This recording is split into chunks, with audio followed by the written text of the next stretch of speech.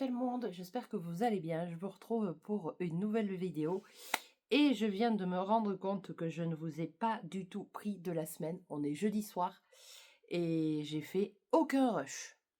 Alors je sais pas qu'est-ce que j'ai fait. J'étais persuadée de vous avoir pris lundi pour vous introduire cette vidéo, mais absolument pas.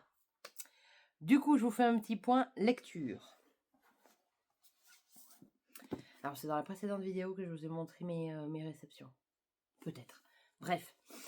Je suis toujours dans cette lecture, donc Les pas de côté de Marie-Aude Mériquet. J'aime énormément ce que je lis. C'est très poétique, mais sans non plus que ce soit trop des phrases alambiquées. J'ai eu un peu peur au début. Voilà, je ne saurais pas vous dire pourquoi. Je trouvais que c'était un petit peu trop poétique pour moi. Et finalement, je me suis fait totalement happer par l'histoire. J'ai mis mes post-it pour le découpage de la lecture commune. Mais comme vous le voyez, normalement, on le termine demain et il me reste ça à lire. Donc autant vous dire que je l'aurai terminé ce soir. Bon, j'en parlerai pas sur le groupe de discussion des copines. Mais j'aime beaucoup les sujets qui sont traités. Ils sont traités avec douceur. La plume de l'autrice n'a pas une plume directe. Je dirais qu'elle arrive dans ses phrases, même si les sujets restent quand même assez lourds. Il y a de la luminosité, de la douceur dans ce qu'elle nous propose. Et je ne regrette absolument pas de l'avoir lu en lecture commune. Finalement, ce roman passe très bien sur une lecture commune. J'ai hâte d'avoir la fin pour savoir, pour nos deux protagonistes, que ce soit Yvonne ou Zola. J'adore ces deux personnages. Il y a certaines fois, j'aimerais secouer un petit peu Zola, lui dire « Ouh, allez, faut que tu te réveilles, ma cocotte. Rentre-leur dedans tous à ces gens-là là, qui ne servent à rien. » Mais voilà, ça reflète aussi beaucoup notre société au niveau du travail, notre façon d'absorber peut-être des discours un peu méchants de nos dirigeants, de nos supérieurs, où on se tasse, on ne dit rien, on laisse couler, et finalement, des fois, il vaudrait peut-être mieux l'ouvrir tout simplement et leur dire que on n'est pas leur larbin en fait. Donc j'apprécie énormément cette lecture. En parallèle, hier, j'ai attaqué en audio. J'ai pris La fille de Cali de Céline Dangean. Alors, je l'ai acheté l'année dernière au Quai du Polar, n'importe quoi, à la foire du livre à Brive. Et à l'époque, il n'était pas sorti en audio. Et hier, en regardant, j'ai regardé. Et il est sorti en audio début avril de cette année. Donc, ça tombe excessivement bien. Donc hier, j'avais une réunion à 1h30 de chez moi, donc j'ai déjà écouté tout ça, ce qui représente à peu près 184 pages. Après, c'est quand même un gros bébé parce qu'il fait plus de 715 pages. Pour le moment, j'aime bien. Je vous avoue que j'espère qu'en 700 pages, il va se passer des choses bien, parce que sinon, ça risque d'être long. Enfin, déjà, je vais vous lire la 4e de couverture. Quand elle pénètre au domicile d'un homme dont on vient de lui signaler la disparition, la jeune capitaine de gendarmerie Héloïse Bouquet ne peut imaginer le spectacle qui l'attend. Sur le mur, un immense svastika, tracé avec du sang. Au pied du lit, quelques piécettes et des pétales de fleurs faisant penser à une offrande. Et allongé, le cadavre du disparu, presque intégralement nu, le torse maculé de sang, décapité. Le meurtrier n'ayant pas laissé le moindre indice, l'enquête piétine, jusqu'à ce que, un mois plus tard, soit retrouvé un autre corps mutilé selon le même rituel. Les premiers éléments de profilage font alors émerger le spectre d'une tueuse en série s'inspirant de la redoutable déesse Kali. Un cauchemar pour la capitaine Héloïse Bouquet et son équipe. Alors, j'aime beaucoup ce que j'écoute actuellement, mais j'avoue que j'ai énormément de mal sur tout ce qui touche à la religion hindouiste. C'est-à-dire qu'il y a tellement de variables, de sous-variantes et tout ça que c'est très compliqué à suivre. Même je pense qu'à l'écrit, ça doit pas être simple. Donc j'essaye de prendre des infos dans l'essai parce que sinon je vais finir par me retrouver la tête à l'envers et c'est pas le but du tout. Donc voilà, j'ai écouté à peu près 200 pages sur 700, donc je suis loin de la moitié. Demain, on est vendredi, je ne vais pas écouter puisque je vais rester au bureau. Donc j'aurai 1h30 lundi, 1h30 mardi, peut-être 2 heures mercredi, donc j'aurai peut-être un peu plus avancé semaine prochaine, mais je suis même pas sûre de le terminer semaine prochaine. Ça m'étonnerait grandement. Il va peut-être me tenir 15 jours parce que l'audio fait quand même 17h35. 17h35. Donc je vous ferai au fur et à mesure, je vous dirai ce que j'en pense. À chaque fois que je vous ferai un petit topo là-dessus. Sinon, après, je n'ai pas de lecture commune pour la semaine prochaine. Donc je vais lire sûrement mon service presse des éditions du Beurré. Donc L'Ange Blanc de Louis Mercadier. Et en même temps, je vais sûrement, enfin en même temps, non, d'une fois que je l'aurai lu, je pense partir sur le contemporain parce que j'aime pas trop en fait lire le même genre, que ce soit à l'audio ou à l'écrit, mais avoir le même genre sur 2 lectures simultanées. Là, j'ai à l'audio un thriller, donc je pense que en tout cas en papier, en lecture papier, je vais garder du contemporain. Après, bon, comme vous pouvez le constater, je suis loin d'être en manque. Donc voilà, je lirai sûrement un contemporain de Lire à Limoges de l'année dernière. Et je pense que ma prochaine lecture audio, ça sera sûrement Laure Manel. Voilà, pour essayer d'en passer un. Donc voilà pour le moment. Ce week-end, qu'est-ce que j'ai prévu de beau ce week-end? Ce week-end, je retrouve Elodie pour notre fameux book club à deux. Ouais, j'adore ces petits moments, donc en plus, je vais lui amener le tote bag qu'elle m'avait demandé de lui prendre au Quai du Polar. Et je lui ai pris un roman, puisque vous me connaissez, j'aime bien, comment dire, je perds mes mots en ce moment. J'aime bien faire des cadeaux aux gens que j'apprécie. Donc là, je lui ai pris un roman en poche, puisqu'elle lit pratiquement que des poches. Je vais sûrement aller à la FNAC pour aller prendre les romans qui sont prévus en lecture commune le mois prochain. Donc je vais sûrement revenir samedi avec un book-haul. Voilà. Donc je retourne à mes lectures et je vous reprends un petit peu plus tard dans la semaine. Bye! Coucou tout le monde, j'espère que vous allez bien. Je vous retrouve, on est dimanche après-midi. Je vous aurai très très peu pris cette semaine. J'ai eu une semaine un peu compliquée au niveau du travail. Plus des sujets perso qu'il a fallu que je gère pour d'autres personnes. Bref, je ne rentrerai pas dans les détails. Donc du coup, ce qui fait que j'ai pas eu beaucoup de temps à vous consacrer cette semaine. Je m'en excuse d'avance, donc du coup le vlog, ça sera un micro-vlog je pense pour cette semaine. Je voulais d'abord commencer par mes achats d'hier, puisque j'ai eu mon book club du coup avec Elodie, et on est passé à la FNAC.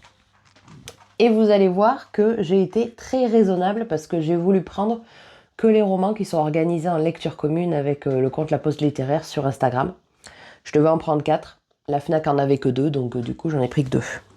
Donc le premier que j'ai pris, c'est le dernier roman de Julien Sandrel, donc Mes frères, nos fantômes et moi, publié chez Paradis Perdu, que je ne connais pas du tout. Voilà, je trouve que la couverture elle est hyper solaire. J'aime beaucoup. Donc il est prévu normalement le week-end du 10 mai, si je dis pas de bêtises. Et en plus, moi, je vous en ai dit une grosse. Normalement, il y en avait 4 romans de prévus en lecture commune et j'en ai trouvé qu'un. L'autre achat que j'ai fait a été complètement influencé par une copine d'Instagram. Et j'ai perdu son nom. Mince. Elvida, je crois, si je dis pas de bêtises. Si elle regarde cette vidéo, elle va me tuer.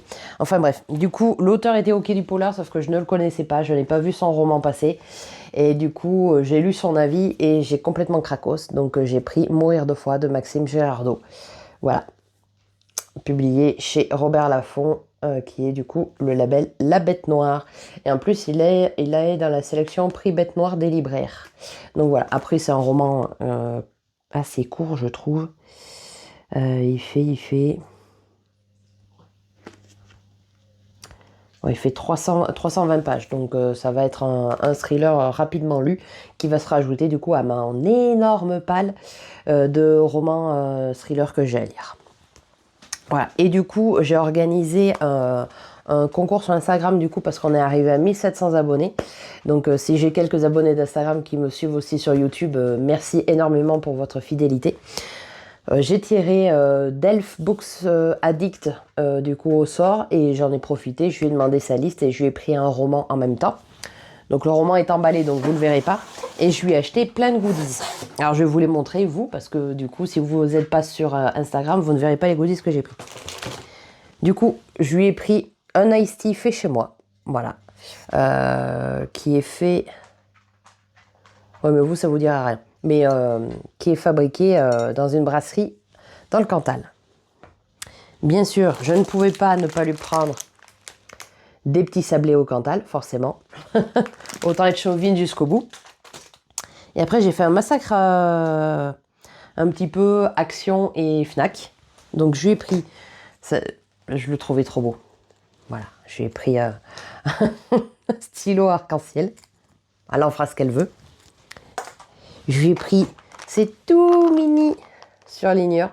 Je les trouve trop kiki avec ces petits ours. Voilà. J'ai essayé de prendre des trucs vraiment dans les tons estivales. Je lui ai pris un baume à lèvres, du coup, pastèque. Je lui ai pris un petit ramequin en forme de fleur. Voilà, elle y mettra ce qu'elle veut. Oui, alors après, j'ai complètement cracos. J'ai acheté 4 masques. Je lui ai pris des masques pour les pieds. Je trouvais que les sachets étaient très estivaux. Et 2 masques pour le visage. Voilà. Et toujours avec des senteurs pêche, melon, enfin watermelon. Voilà. Des trucs qui sont quand même estivales. Et j'ai fini, bien sûr, par un carnet qui est vraiment super sympa. Je le trouve super beau. Et les côtés sont orange comme ça. Voilà. Et bien sûr, le roman qui est dans le carton. Mais bon, ça... Est-ce qu'elle va l'avoir reçu quand je vais... Oui, si, je pense que je peux vous en parler. Je lui ai pris du coup le roman Le Piège d'Olivier Bal, qui est du coup un roman qu'on doit aussi lire en lecture commune courant du mois de mai, si je dis pas de bêtises. Je voulais le prendre pour moi aussi, sauf que le deuxième exemplaire qu'ils avaient était vraiment dans un sale état. Donc je ne l'ai pas pris. Oui, parce que j'ai une Fnac chez moi, où je trouve que les employés, ou peut-être même après c'est les clients aussi, qui prennent pas très soin des livres. Alors j'estime que quand on paye un roman entre 20 et 25 balles, il doit être quand même dans un état plutôt irréprochable. Donc voilà pour mes achats et pour le concours Instagram. Donc du coup, dans la vidéo précédente, je vous ai fait mon retour sur les pas de côté de Marie-Aude Mériguet. Donc... j'ai bientôt fini L'Ange Blanc de Louis Mercadier. Voilà, il me reste à peu près une centaine de pages. J'ai été tout de suite en immersion totale dans l'histoire. Donc ça se passe dans un... Le début de l'histoire se passe dans l'Aveyron, juste avant la Première Guerre mondiale. Et on va suivre Pauline qui du coup après va partir à Decazeville pour rentrer dans une usine de fabrication de munitions. Et après on va la suivre tout au long de sa vie. Elle va devenir du coup un ange blanc. Et les anges blancs pendant la Première Guerre mondiale, en fait c'était des infirmières, c'était des femmes qui allaient sur le front pour aller récupérer des blessés, qui travaillaient dans les hôpitaux, voilà, qui étaient vraiment au niveau du nord de la France pour aider au combat. Donc on va suivre Pauline, on va suivre un petit peu aussi le côté de l'Aveyron, Decazeville, enfin plutôt campagne, voilà, des personnes qui travaillent la terre et tout ça. Il va pas lui arriver que des choses bien, sinon ça serait trop facile. Et je trouve que la plume de l'auteur n'est pas trop rurale. Parce qu'il y a certains auteurs publiés chez De Boré qui ont une écriture un peu plus brutale, un peu plus rurale, je dirais. Et là, celui-là, franchement, il se lit très très bien. Il se lit même tout seul. Parce que je vous dis, je l'ai attaqué hier, du coup, hier ou vendredi, et je l'ai pratiquement terminé. Donc, voilà. Je vous ferai un avis terminé, entre guillemets, quand je l'aurai fini. Je m'excuse, je regarde en même temps là-haut, parce que j'ai envoyé des messages à mon frère, à ma mère, et à Anaïs d'Instagram, sinon je savais que j'allais oublier. Et du coup, ils me répondent tous pendant que je suis en train de faire la vidéo, c'est fantastique. Je vous lis quand même la 4e, comme ça vous allez pouvoir vous donner une idée. Touchés par un mystérieux crime, les habitants du petit village de Saint-Albrac vont en outre, comme tant d'autres, devoir payer un lourd tribut au conflit qui se dessine en cette année 1914. Alors que les hommes tombent au front, Pauline veut participer à l'effort de guerre à sa manière en allant travailler dans une usine de munitions. Mais lorsqu'elle rencontre Guillaume, un jeune médecin, elle décide de le suivre en région parisienne et de se consacrer aux soins des soldats blessés. Loin de son village natal et de sa famille, la jeune femme sait qu'elle a trouvé là sa vocation. Par ailleurs, convaincue que l'affreux crime de Saint-Albrac n'a pas été résolu, elle reste persuadée qu'elle découvrira un jour le coupable. Ah, donc on n'a toujours pas la réponse du coupable de ce qui s'est passé à Saint-Albrac. Donc j'espère qu'elle arrivera à trouver qui c'est, parce que moi j'avoue que c'est la première, en fait, c'est la première histoire qu'on a dans la première partie du roman, et après on abandonne cette partie et on suit Pauline, donc j'espère très honnêtement qu'on saura ce qui s'est réellement passé avant la fin du roman. Voilà pour ça. Et du coup, normalement, si je ne dis pas de bêtises, je devrais attaquer en lecture commune. Faut que je relise les messages d'Anaïs, du coup, parce que je crois que c'est... Elle n'est pas sûre de le lire. On avait prévu normalement de lire celui-ci la semaine qui vient de passer. Et en fait, on ne se l'est pas noté. On s'était noté la semaine du 20 et voilà. Donc du coup, je pense attaquer celui-ci après l'Ange Blanc. Donc on est avec Elma de Eva Björg Akisdottir, qui est son premier tome d'une trilogie. Je vous lis la 4e. Elma ne pensait pas revenir un jour habiter à Akran, sa ville natale. Affectée au poste de police locale, cette ancienne inspectrice de la brigade criminelle de Reykjavik a fui une histoire d'amour qui l'a laissée en miettes. Lorsque le cadavre d'une femme est retrouvé gisant au pied d'un phare, de terribles secrets pourraient bien ressurgir du passé. Dans ce petit bourg islandais à l'atmosphère oppressante, le salut viendra-t-il pour Elma de son collègue Savar, Shevar, je sais pas comment ça se dit. Il y a un A avec un E, vous voyez là? Donc du coup, je sais pas comment se prononce le prénom. Savar. Voilà. Donc roman de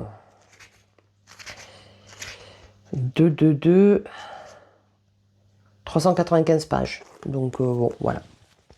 C'est la lecture qui va m'accompagner du coup la semaine prochaine et je ne sais pas qu'est-ce que je lirai après, puisque surtout que je vais avoir la fille de Cali la semaine prochaine aussi à l'audio. Donc je sais pas, je vais voir avec Anaïs, normalement c'est son roman qui est prévu, mais à tout moment, la prochaine vidéo, je lirai complètement quelque chose de complètement différent. Sur ce, je m'excuse encore une fois pour ce court vlog. J'espère que vous aurez quand même passé un bon moment avec moi, que vous aurez noté quelques lectures. Et n'hésitez pas à me dire s'il y en a que vous avez lus. J'aime bien discuter des romans que j'ai lus avec vous. J'aime bien partager mes ressentis, donc n'hésitez pas. Et du coup, on se retrouve la semaine prochaine pour, j'espère, une vidéo un petit peu plus longue, un petit peu plus régulière au niveau de la semaine. Voilà, je vous souhaite une excellente semaine, de belles lectures et je vous dis à bientôt. Bye!